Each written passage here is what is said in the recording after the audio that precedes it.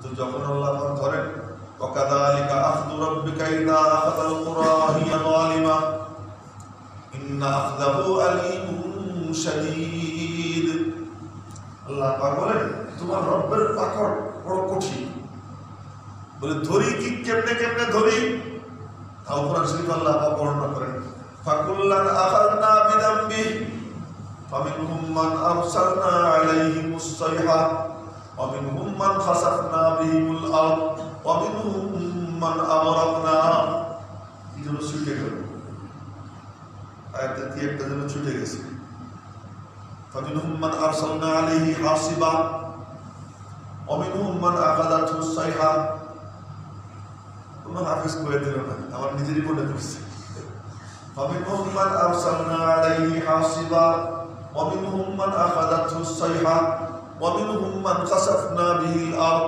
ওয়া মিনহুম মান আগরাকনা রব্বুল আলামিন বলেন আমি প্রত্যেককেই ধরেছি বিযামবি তার গুনার কারণে ইতিহাস তালাশ করে দেখো কারো উপর আমি পাথরের বৃষ্টি বর্ষণ করছি কোথাও বিকট আওয়াজ চিৎকার ঠাটা অমিনহুম মান খাসাফনা বিহিল আরদ কোথাও আমি ভূমি ধসাইয়ে দিছি অমিনহুম মান আগরাকনা আবার কাউকে কাউকে আমি আল্লাহ পানিতে ডুবাইয়ে দিছি তো আল্লাহ পাক বলেন গুনার কারণে আমি এরকম বিভিন্ন ভাবে ধরি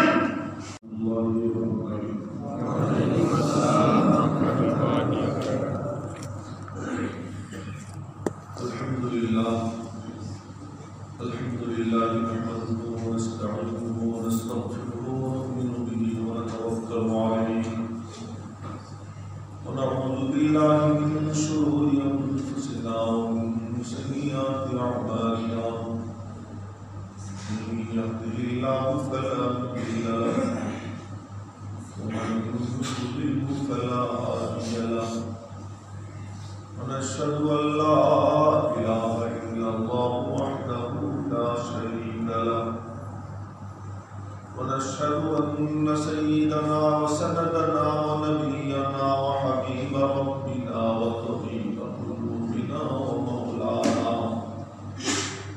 ومولانا محمدا عبده ورسوله صلى الله تعالى عليه وعلى آله وصحبه وبارك وسلم تسليما كثيرا أما بعد فأعوذ بالله من الشيطان الرجيم بسم الله الرحمن الرحيم وهو الله في السماوات وفي الأرض يعلم سركم وجهركم ويعلم ما تكسبون آمنت بالله صدق الله مولانا العظيم وصدق رسوله النبي الأمي الكريم ونحن على ذلك لمن الشاهدين والشاكرين محترم মুসল্লিয়ান کرام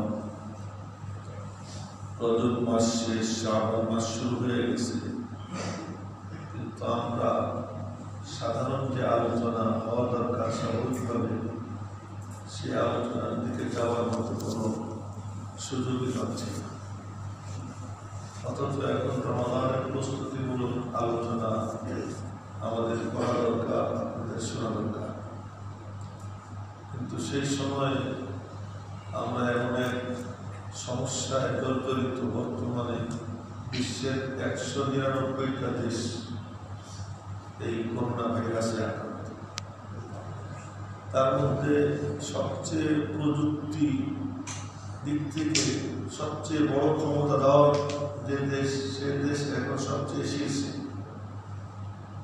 তো যদি প্রযুক্তি দিয়ে ক্ষমতা দিয়ে কলা কৌশল দিয়ে ভ্যাকসিন দিয়ে প্রতিরোধ করা যদি সম্ভব হতো তাহলে তারাই বিশ্ব চ্যাম্পিয়ন হতো কিন্তু এখন তো প্রমাণিত হয়ে গেছে যে আল্লাহ পাকের মোকাবেলার সামর্থ্য সারা দুনিয়ার সব শক্তি মিলাও কারণে এটা এখন প্রমাণ হয়ে গেছে। আল্লাহ পাকের পক্ষ থেকেই বিপদ আপদ আসে, আবার নাজো নিয়ামত আসে। নাজো নিয়ামত যখন আসে, ভাগ্যবান যারা শুকর আদায়ের মাধ্যমে ওই নিয়ামতের দরওয়াজা আরো তার জন্য সে উন্মুক্ত করে নেয়। আর দুর্ভাগা যে সে নাজো নিয়ামত পেয়ে উল্টা বাদরামি করে আল্লাহ পাকের গজব পিঠে নিয়ে আসে। বিপদ আপদ যখন আসে, যারা ভাগ্যবান এই বিপদ আপদের সময় আল্লাহ পাকের দিকে ঝুঁকে ওই বিপদকে তার জন্য রহমত বানিয়ে যাচ্ছে। আবার যখন এই বিপদের সময় কপাল যার পোড়া, সেই বিপদে আল্লাহর দিক থেকে মুখ ফিরাইয়া অন্যদিকে মুখ করে তখন সে কলা কৌশল অবলম্বন করতে আরম্ভ করে। ফলশ্রুতিতে এই বিপদের মাত্রা তার জন্য আরো বেড়ে হচ্ছে। বিপদ আপদ এটা একটা স্বাভাবিক নিয়ম, স্বাভাবিক নিয়ম। রাসূলে পাক সাল্লাল্লাহু আলাইহি ওয়াসাল্লাম তিনি নিজের নকশা এঁকে দেখেছেন। নকশা সাহাবায়ে কেরামের সামনে নকশা আছে, নকশা এঁকে দেখাইছেন যে দেখো এই যে মানুষ, এটা হলো তার জিন্দেগি, আর এইগুলো হলো তার জিন্দেগির বিপদ আপদ, আর এটা হলো তার আশা। এরপর সে মনে করে এই বিপদ থেকে বাঁচলেই বুঝি আমি বেঁচে গেলাম। তো কিন্তু নবীজি বলতেছেন, নবীজির ভাষ্য শুনেন, যদি এই বিপদকে সে এড়িয়ে যায় তো এই বিপদটা তার উপরে হামলা চালায়, ওইটাকে সে এড়িয়ে যায় অপর একটা তার উপরে হামলা চালায়। বিপদ আপদ মানুষের জীবনের নিত্য সঙ্গী। এর থেকে একেবারে ক্লিন থাকবে অসম্ভব। হাদিসে পাকে নবীজি বলেন, আসাদুন নাসি বালান আল আম্বিয়া সুম্মাল আমসাল ফাল আমসাল। সবচেয়ে বড় বড় বিপদের মুখোমুখি হয়েছেন নবীরা, এরপরে যে নবীর যত কাছে তার বিপদ তত বড় আছে। নবীজির কথা, আমি কথাগুলো বলতেছি হলো আমাদের মন চিন্তা চেতনা এটাকে ঠিক করার জন্য। একটু মনোযোগ দিয়ে কথাগুলো বিপদ আসছে আর আমি মনে করবো আমি বুঝি লোকটা ভালো না, আমরা সব খারাপ, এই জন্যই বিপদ। তাই যদি হয়, হযরত ওমর ফারুক রাদিয়াল্লাহু তাআলা আনহু জামানায় মহামারী আসলো। মহামারীর নাম হলো আমওয়াস, তাউনে আমওয়াস। এই আমওয়াস নামক মহামারী আসলো।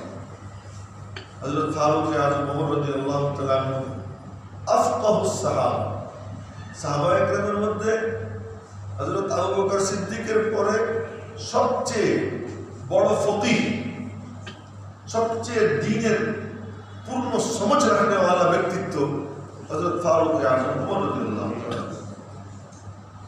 ওমর ফারুক রাদিয়াল্লাহু তাআলা এই আমওয়াস মহামারী যখন দেখা দিল, তখন উনি সিরিয়ায় যাত্রা করেছিলেন। সিরিয়ার পথে যাচ্ছিলেন সৈন্যদের সহযোগিতার জন্য।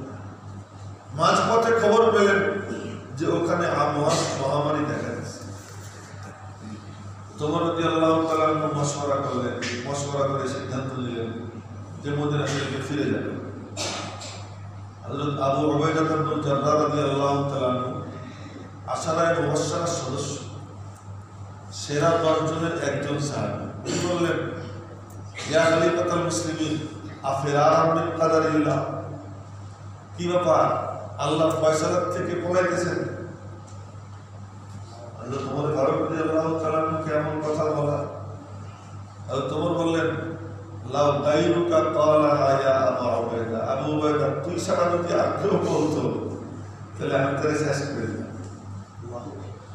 হযরত ওমর রাদিয়াল্লাহু তাআলার সামনে কথা বলার হিম্মত তার ছিল না, এবং প্রশাসক হিসেবে অসাধারণ প্রশাসক ছিল।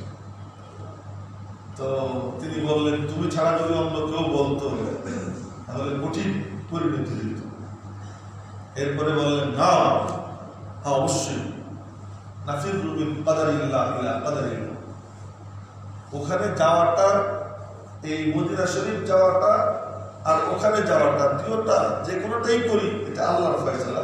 তো ওখানে যেটা হয়েছে ওইটাও আল্লাহর ফয়সালা, আমি মদিনা শরীফে ফিরে যাচ্ছি এটাও আল্লাহ পাকের ফয়সালা। সুতরাং এই জাতীয় মহামারীর ব্যাপারে দাম্ভিকতা দেখানো যে আরে এতে আমার কিছু হবে না, আমি নামাজ পড়ি। তুমি কি আবু ওয়েদার থেকে বেশি নামাজ পড়ো? তুমি কি হযরত আব্দুর রহমান ইবনে আউফ থেকে বেশি জিকির আজকার করো? দুই বলবার কথা, আমরা জিকির আজকার করি, আমরা নামাজ পড়ি, মসজিদে আসি, এই বিপদে আমাকে ধরবে না।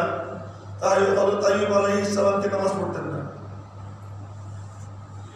আইয়ুব আলাইহিস সালামের মতো এত বড় জলিল কদর নবী কুষ্ঠ রোগে আক্রান্ত হয়েছে, কি ভয়ানক এ রোগে আক্রান্ত হয়েছে, সারা শরীরে পীড়া পড়ে গেছে।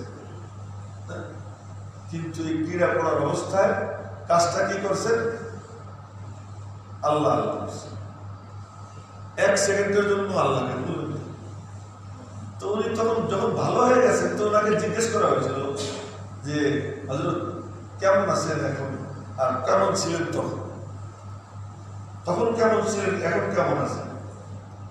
আইয়ুব আলাইহিস সালাম বললেন, তখনও ভালো ছিলাম, এখনো ভালো আছি, তবে একটা জিনিস মনে পড়ে, যখন ওই অসুস্থ ছিলাম তো আমার আল্লাহ আমাকে জিজ্ঞেস করতেন প্রতিদিন সকালে এবং সন্ধ্যায়, আইয়ুব কেমন আছো?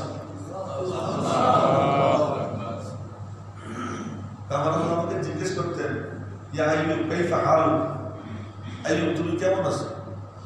তো মালিককে সকালে জিজ্ঞেস করতেন, এর যে মজা, এই মজায় সন্ধ্যা পর্যন্ত বেতার কিছু অনুভবই হইত না। আবার সন্ধ্যাবেলায় জিজ্ঞেস করতে, আইয়ুব কেমন আছিস? তো সকাল হয়ে যেত, এই সকাল পর্যন্ত ওই মজায় থাকে, এই মজাটা এখন পাইতেছি। তো এটা কি উনি তালিম দিলেন যে আমার আল্লাহ আমাকে বিপদ দিছিলেন, বিপদ দিয়ে আমাকে আল্লাহ তার কাছে টেনে নিয়ে গেছে। আল্লাহ পাকের কাছে ছিলেন। জান্নাত ও দোজখ সে আরব क्या करो, जन्नत और दोज़ख से यारब क्या करो, आरज़ू है मैं तुझे देखा करो। আল্লাহ পাক মানুষ বানাইছেন, এই মানুষকে বানাইছেন তার ইবাদতের জন্য, প্রেমের জন্য। মানুষ আল্লাহ পাকের সাথে সম্পর্ক রাখে, এটা হলো মানুষের জিন্দেগির মূল কর্মসূচি। সম্পর্ক রাখবে কার সাথে? আল্লাহর সাথে। তো আল্লাহ পাকের সাথে সম্পর্ক রাখবে। এখন সে বিপদে আছে তখন আল্লাহকে বলবে, যখন সে সুখে আছে তখন আল্লাহকে কি করবে? ভুলবে না। ধন দৌলত ভরা তখনও আল্লাহকে ভুলবে না। দারিদ্রের কষাঘাতে জর্জরিত তখনও সে আল্লাহ পাককে ভুলবে না। সে আল্লাহর সাথে সম্পর্ক ঠিক রাখবে। এই সব আল্লাহ পাকের পক্ষ থেকে পরীক্ষা, নিয়ামত দেওয়া পরীক্ষা, দারিদ্র পরীক্ষা, সুস্থতা এটাও আল্লাহ পাকের পক্ষ থেকে পরীক্ষা, অসুস্থতা এটাও আল্লাহ পাকের পক্ষ থেকে পরীক্ষা, বিপদ মুক্ত থাকা এটাও আল্লাহ পাকের পক্ষ থেকে পরীক্ষা, এবং বিপদ মুক্ত হয়ে যাওয়া এটাও আল্লাহ পাকের পক্ষ থেকে পরীক্ষা। সব কি পরীক্ষা। এখন নাজু নিয়ামতের পরীক্ষাটা বেশি কঠিন সুখ শান্তির পরীক্ষা থেকে, আরে দুঃখ দুর্দশার পরীক্ষা থেকে। কথাটা উল্টো হয়।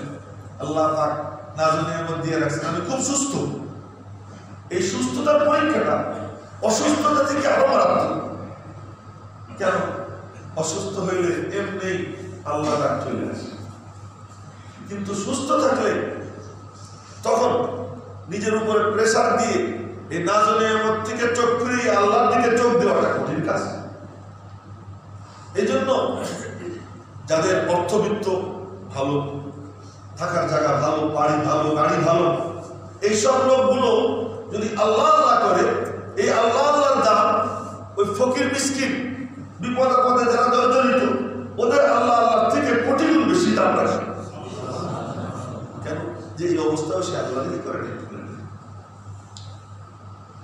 লম্বা কথা তো বলবো না, যে কথাটা বুঝাইতে চাই তা হলো যে এই সময় আল্লাহকে ডাকা, এটা আল্লাহ পাক চান যে আমার ডাক, এবং ডাকলে আল্লাহ পাক পরিত্রাণ দিয়ে দেন। তার নজির দেখাইয়া ও আদাও করছেন, আগামীতেও যারা ডাকবে তাদেরকে আমি পরিত্রাণ দিয়ে দিব। এই আয়াত আমি গত শুক্রবারে আপনাদেরকে আমি শুনেছি। হযরত ইউনূস আলাইহিস সালাম কি কঠিন বিপদ, আমি আপনি কল্পনা করতে পারবেন। মাছের পেট, সমুদ্রের 800 ফিট গভীর, 800 ফিটের থেকেও গভীর, 800 ফিট পর্যন্ত সূর্যের আলো যায়, এর নিচে আর সূর্যের আলো যায় না, এরও নিচে চলে গেছে। তাহলে পানির অন্ধকার, এরপরে সেখানে মাছের পেটের অন্ধকার, খাদ্যথলির অন্ধকার, এই সব অন্ধকারের মধ্যে দুইটা, তখন তো আমি বলতাম যে মরে গেছি। কালকে একজন আমাকে বলতেছে, কালকে আমার এক মানে বড় ভাইয়েরা বড় আলেম, গভর্নঢাকা মাদ্রাসার সিনিয়র মুহাদ্দিস ছিলেন, একটানা 45 বছর এক মাদ্রাসায় পড়েছে, একটানা 45 বছর, এবং সমরিত হাসপাতালে ছিলেন বার্ধক্যজনিত কারণে। তার গত পরশু রাত্র 9:30টায় ইন্তেকাল হয়েছে। আমি ওই রাত্র 10টার সময় খবর পেলাম, তো আমি গাড়ি ভাড়া করে পড়তে সাভার গেছি ওনাকে দেখতে, পরে ওখান থেকে আবার ওই রাত্রে ফরিদপুর গেছি ওনার বাড়িতে, এরপরে সেখান থেকে ওনার লাশ নিয়ে গভর্নঢাকা গোপালগঞ্জে গেছি, এরপরে সেখানে প্রখর রোদের মধ্যে হাজার হাজার মানুষ ওই জানাজা পড়ছি, জানাজা পড়ে তারপরে আবার সেখান থেকে রওনা দিয়ে প্রচন্ড ঝড়, পদ্মাতে মনে হইতেছিল ফেরি ডুবে যাবে, এই অবস্থা, এত মারাত্মক ঝড়। এদিকে ঢাকা কিন্তু এতটা হয় না, আমি খবর পাইছি। তো এই সব করে তারপরে আসছি, তো ফেরিতে যখন উঠবো ওখানকার লোকজন আমার চিনে ফেলাইছে, ভিআইপি রুমে বসেছে। তো ভিআইপি রুমে আমার সাথে সাথে আরো কিছু লোক আমার সাথে মুসাফা করে এই ফাঁকে ঢুকে পড়ছে। মাগরিবের নামাজ জামাতের সাথে পড়লাম। এক লোক আমাকে বলতেছে, যেটা বলার জন্য আমি লম্বা কথা শুনে এলাম আপনাদের থেকে, যে এক লোক বলতেছে যে আমার বিবি বাচ্চা তারা এই স্পিড বোর্ডে ডুবে গেছে, তো ডুবে গেছে, আমি আর পাইতেছি না। তো আমি লাশের অপেক্ষায় আছি। 31 মিনিট পরে ভাইসে উঠছে, আমার বিবি বাচ্চা 2 জন সুস্থ। তো সে আমাকে বলতেছে যে হুজুর, আমি আপনার বয়ান ইউটিউবে শুনি, আমার মানে আমার কিছু বলবো, যাই হোক আমি তার কথা শুনে আমি হতভম্ব হয়ে গেলাম যে আল্লাহ তার কুদরত দেখা, এই দেখ করনেওয়ালা আমি, মারনেওয়ালা আমি, বাঁচানেওয়ালা আমি, চোখে আঙ্গুল দিয়ে দিয়ে দেখাইতেছি, তারপরেও কি তোদের হুঁশ হয় না, আমার দিকে ঝুঁকতে পারিস না। মেরে মোহতরম ভাইও, তো ইউনূস আলাইহিস সালাম ওই মহাবিপদের মধ্যে, তো মনে মনে করতাম যে আমার যখন বাঘে ধরছে আমি তো মরে গেছি, কিন্তু বলতেছেন কি না না না, লা ইলাহা ইল্লাল্লাহ, ওখানে বলতেছে লা ইলাহা ইল্লাল্লাহ, তুমি ছাড়া কেউ নেই। এখানেও তুমি, এখানেও তোমার মতো, এখানেও করনেওয়ালা তুমি, হেফাজত করনেওয়ালা তুমি। তুমি যদি বাঁচাও, এই অন্ধকারের মধ্যেও আমার জন্য তুমি আলোর ব্যবস্থা করো। এই অক্সিজেনহীন জায়গায় এখানেও তুমি অক্সিজেন পৌঁছাইতে পারো, এখানেও তুমি বাঁচাইতে পারো। লা ইলাহা ইল্লা আনতা সুবহানাক। ওই গভীর অন্ধকারের মধ্যেও নজর কার দিকে? আল্লাহ, আল্লাহ, আল্লাহর দিকে নজর ডাক দিছে। ফল কি হয়েছে? সুবহান, তুমি কত পবিত্র, ইন্নী কুনতু মিনাজ জালিমিন, আমি জালেম। স্বীকারোক্তি দিয়ে ঢুকছেন আল্লাহ পাকের দিকে। রব্বুল আলামিন বলেন ফাস্তাজাবনা লাহু, হ্যাঁ আমি বললাম, হ্যাঁ ইউনূস আমি হাজির। ফাস্তাজাবনা লাহু, আমি তার জন্য সাড়া দিলাম না। ওয়ানাজ্জায়নাহু মিনাল গাম, আমি তাকে এই কঠিন অবস্থা থেকে পরিত্রাণ দিলাম। তোরা মনে করিস না খালি আমার নবী দেখে তারাই পরিত্রাণ দিছি, আর এরকম যারা খুব আমার বড় বড় নবী রাসূল পীর আউলিয়া গাউস কুতুব তাদেরকে শুধু মুক্তি দিব না না না ওয়াকাযালিকা নানজিল মুমিনিন যে সিনার মধ্যে আমি আল্লাহর উপরে বিশ্বাস ধারণ করে আমাকে সিনায় নিয়ে যে ঘরে বিপদে পড়ে তারা যে আমাকে ডাক দিবে আমি আল্লাহ কিয়ামত পর্যন্ত তাদেরকে পরিত্রাণ দেব সুবহানাল্লাহ ওয়াকাযালিকা নানজিল মুমিনিন কিয়ামত পর্যন্ত জন্য আল্লাহ পাকি ওয়াদা করেছে। আমাদের তো কাম হলো আল্লাহর দিকে ঝোঁকা, কিন্তু ব্যালেন্স রক্ষা করতে হবে। এই ব্যালেন্সের কথাটা মনে রাখতে হবে। সেই ব্যালেন্স ঠিক রাখার জন্য হযরত ওমর রাদিয়াল্লাহু তাআলার কথা আমি আপনাদেরকে শুনিয়েছি। ব্যালেন্স রক্ষা করার মানে কি মানবতা খোয়াই দেওয়া? ব্যালেন্স রক্ষা করার অর্থ কি আমরা এখন ইয়া নাফসি শুধু করবো? মারা গেছে কেউ তার ধারে কাছেও যাবো না, অসুস্থ হয়ে গেছে কেউ তারা একটু হাসপাতালেও নিব না, হাসপাতালে রোগী একজন ঢুকছে তো সব ডাক্তার নার্স হাসপাতাল থেকে বলে চলে গেছে। মসজিদে আওয়াজ করে না শুনে এই বলিস পিরোজপুর ভান্ডারিয়ার খবর শুনলাম যে হাসপাতালে রোগী ঢুকছে, হাসপাতালে ডাক্তার নার্স সব শেষ, কি কঠিন অবস্থা। সাভারে এক মেয়ে অসুস্থ, তার জামাই ওই তাকে নিয়ে শ্বশুর বাড়িতে আসছে, এলাকাবাসী জানছে, ওই বাড়ির সামনে যুবকরা এক দল গিয়ে প্রেশার দিছে, শেষ পর্যন্ত জামাই মেয়েকে বাড়ির থেকে তাড়াই যাচ্ছে বা অসহায়ের মতো তাড়াকাই দেখতেছে তার মেয়েকে সে বাড়িতে রাখতে পারছে। তার মানে কি যে এই বিপদ আসছে দেখে আমরা আমাদের সৌজন্যতা, মানবতা, ভদ্রতা, ভব্যতা যা ছিল সব খোয়াইয়ে দিব, নাফসি নাফসি করে মনে করতেছে আমি বেঁচে যাব। এই যে এক মানসিকতা, আমি বলছিলাম আর একদিন আপনাদেরকে যে করোনা ভাইরাস থেকেও মহা ভাইরাস হলো এটা যে আমি আমার বিশ্বাসের জায়গাটা আমার দুর্বল হয়ে যাচ্ছে, আমার আস্থার জায়গাটা দুর্বল হয়ে যাচ্ছে। কারণ আল্লাহ এর থেকে আমার চোখ ফিরে চলে আসছে যে আমার সতর্কতাই বুঝি আমাকে বাঁচাবে, আমার সতর্কতা থাকবে, কিন্তু আমার সতর্কতাই আমার রক্ষক। এই মানসিকতা, এটা হলো আমার ইমানের জন্য সবচেয়ে বড় ক্ষতি।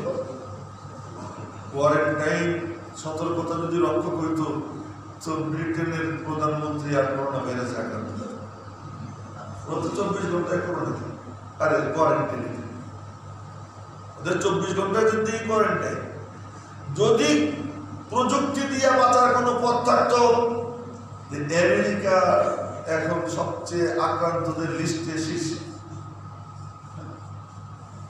কোয়ারেন্টাইন দিয়ে রক্ষা করবা তোমরা। এজন্য আমাদের বক্তব্য, আমি আমার কথা বলতেছি যে আপনারা ঘরে ঘরে টেলিভিশনে গান বাজনা বন্ধ করে দিন, কোনো ঘরে যেন গান বাজনা না হয়। আপনারা মানে আপনাদের বিবি কন্যা এদেরকে বেপর্দায় চলা বন্ধ করে দেন, এদেরকে পর্দার মধ্যে নেন, আল্লাহর দিকে ঝুঁকে। আপনারা আপনার সমাজে প্রকাশ্যে যেন কোনো নাফরমানি না হয়, এটা প্রতিরোধ করেন। এই সব কিছুর মাধ্যমে আল্লাহর দিকে ঝোঁকেন। আপনারা সুদ বন্ধ করে দেন, তার কারণ সুদি কারবার যে করে, কোরআনে কারীমের আয়াত যদি সত্য হয় তাহলে আল্লাহ পাক বলেন আমি এবং আমার রাসূল তার বিরুদ্ধে যুদ্ধ ঘোষণা করব। আপনারা মনে করছেন কতদিন থেকে সুদ চলতেছে, কয়েকদিন তো আমার মতো অধৈর্য তো না। আল্লাহ যার ক্ষমতা আছে না সে অধৈর্য, সে দেখতে থাকে দুনিয়ার লেভেলেও দেখবেন। যার ক্ষমতা পাওয়ার আছে সে দেখতে থাকে যে কত কর্মী কম এক সময় ধর। আমার আল্লাহ তিনি এরকম, আল্লাহ পাক রব্বুল আলামিনের ক্ষমতার কোনো সীমা পরিসীমা নেই, দেখতেছেন, করতে থাক।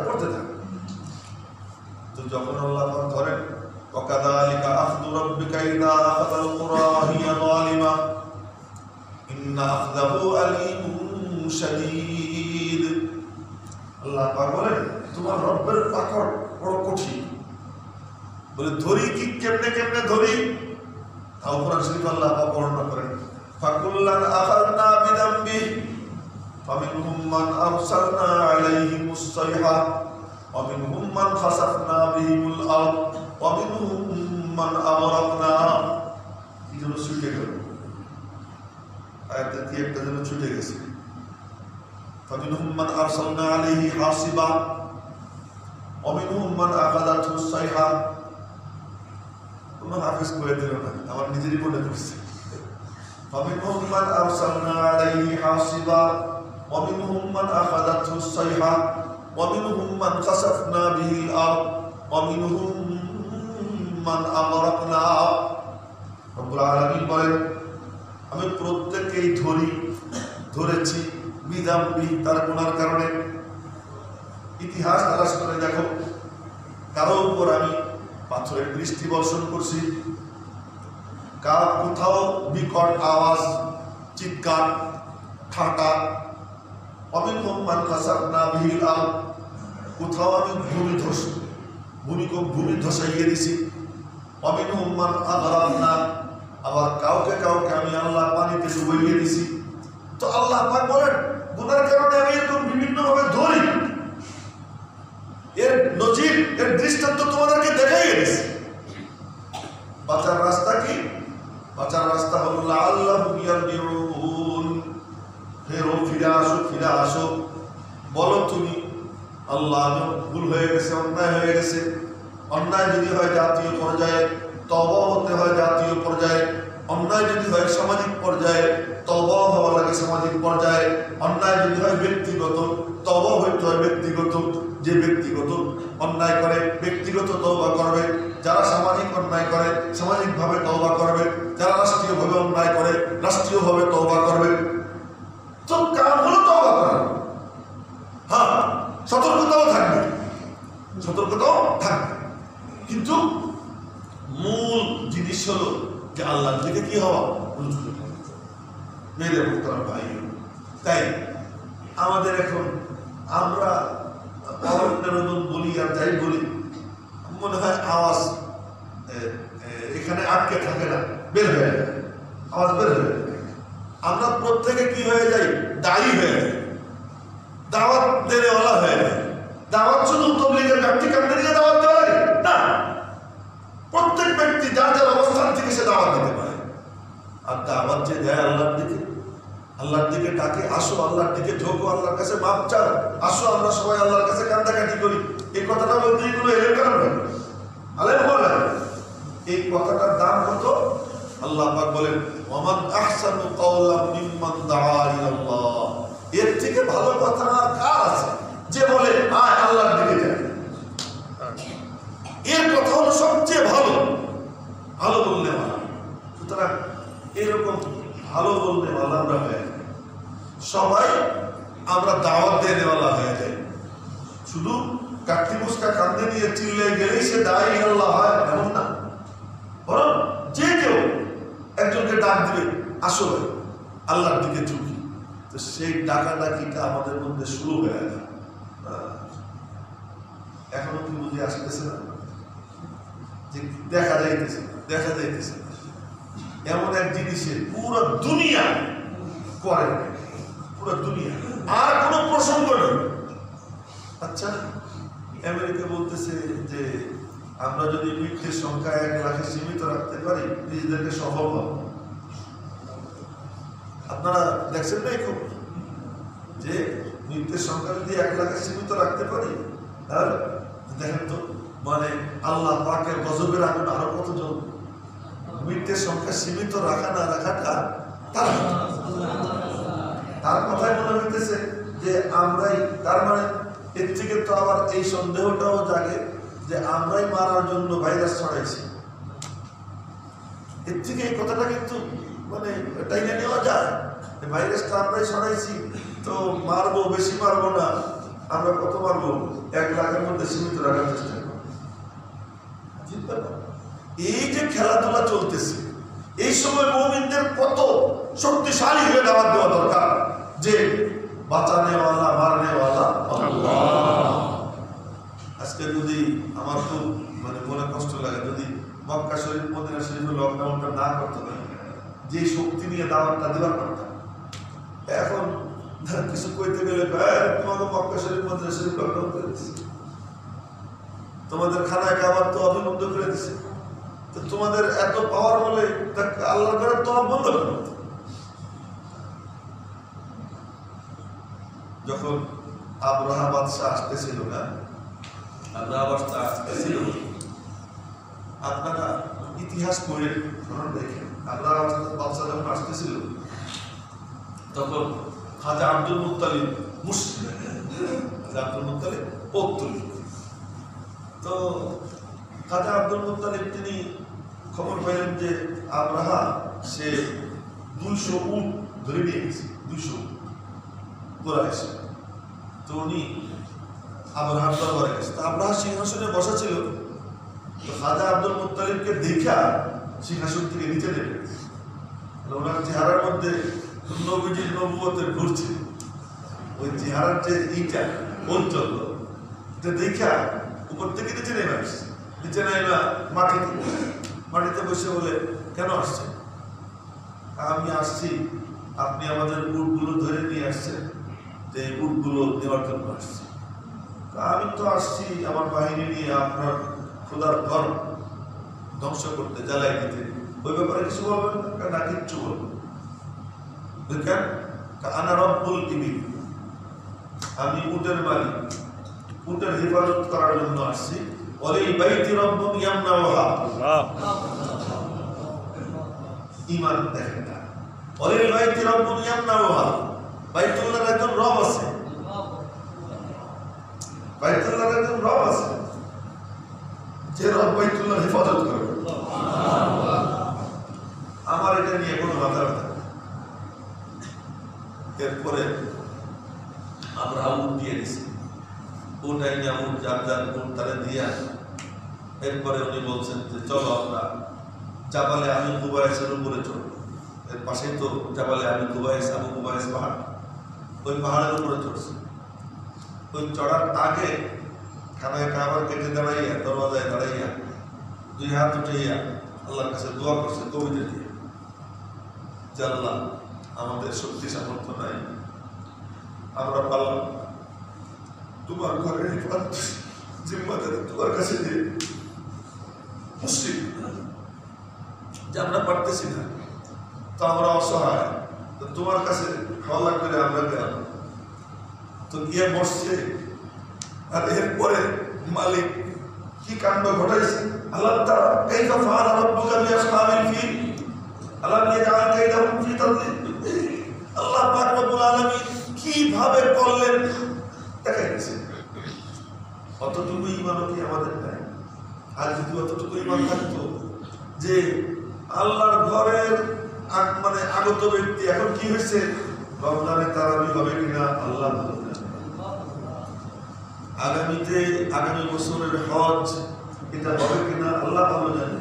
আরে তোমরা তোমাদের প্রযুক্তি দিয়ে কয়দিন তোমরা কোয়ারেন্টাইনে থাইকা এর থেকে পরিত্রাণের রাস্তা বের করবা?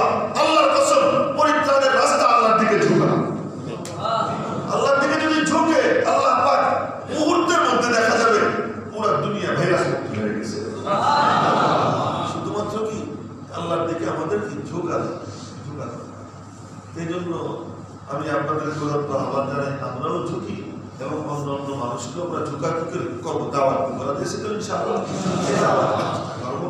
আর বাহ্যিক সতর্কতা যে দিক নির্দেশনা গাইডলাইন আমাদেরকে দেওয়া হয়েছে মেডিকেল সায়েন্সের ভিত্তিতে এবং ওলামায়ে কেরামের পক্ষ থেকে, এটা আমরাও ফলো করার চেষ্টা করবো এবং মনে মনে বিশ্বাস রাখবো যে আসল করে নেওয়া আল্লাহকে।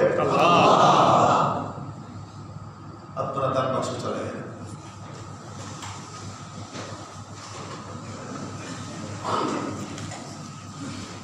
সবচেয়ে বড় ভীতির কারণ হয়েছে মসজিদের জামাত পর্যন্ত সীমিত আকারে করা হয়েছে। এই যে মানুষের মধ্যে একটা ভীতির ভাব, এই ভীতির ভাবটা কাটানো খুব জরুরি হয়ে পড়ছে। নাহলে অনেক মানুষ এই অনভ্যাসের কারণে মসজিদ থেকে উঠে অনভ্যস্ত হতে পরে মসজিদ থেকে কি হয়ে যাবে, উঠে হয়ে যাবে। এজন্য অবস্থা বড় ভয়ানক। আল্লাহ পাকের কাছে দোয়া করি আল্লাহ তাআলা যেন। আর আমাদের দেশে আমার ব্যক্তিগত আমার কাছে মনে হয় যে আমাদের আমাদের দেশে কোনো করোনা নাই, এটা আমার মনের অবস্থা যে আমাদের দেশে কোনো করোনা নেই। 3.5 মাস, 3.5 মাসে বলতেছে 6 জন মরছে, 6 জন মরছে 3.5 মাসে, একদিনেই তো কত ডজন করে ডজন। তার বলতেছে মৌতের টাইমে সে কি মরবে। মহামারীতে মরা কাকে বলে? মহামারীতে মরা মানে মৌতের মিছিল শুরু হয়। আলহামদুলিল্লাহ আমাদের এখানে এরকম, এবং এটা যে হয় নাই এটা কিসে আমি বলবো আপনাদেরকে, এটা আমাদের দেশে আলহামদুলিল্লাহ এত কোরআনে কারিমের তিলাওয়াত হয়, যে এত তিলাওয়াত হয়। এখনো এই যে যারা এই যে কোয়ারেন্টাইনে আছেন, অনেকের সাথে আমার ফোনে কথা হয়, বলতেছে তো ঘরে বসে বসে কোরআন শুরু কোরআনে কারিমের তিলাওয়াত। আর কোরআনে কারিমের তিলাওয়াত এটা আল্লাহ কোরআন শরীফ আল্লাহ পাক শিফা বানাইছে। অনুনাজ্জিলু মিনাল কোরআনি মা হুয়া শিফা ওয়া রাহমাতুল লিল মুমিনিন। তো আল্লাহ পাক রব্বুল আলামিন যেন আমাদেরকে এবং পুরা দুনিয়াকে, পুরা মানব জাতিকে যেন আল্লাহ তাআলা রেহাই দিয়ে দেয়। এজন্য আমরা কি করব? দোয়া করব আর দাওয়াত দেব। আমরা দাওয়াত দেব যে আসেন আমরা আল্লাহর দিকে ঝুঁকি। এই কথাটা একে অপরকে আমরা বলতেই থাকি এবং মসজিদকে আবাদ রাখি, মসজিদ আবাদ রাখি। এই অবস্থায় যেন মসজিদ মানে অনাবাদ হয়ে না যায়, সেদিকে আমরা সবাই লক্ষ্য রাখবো। আল্লাহ পাক আমাদের সকলকে বুঝবার তৌফিক দান করেন।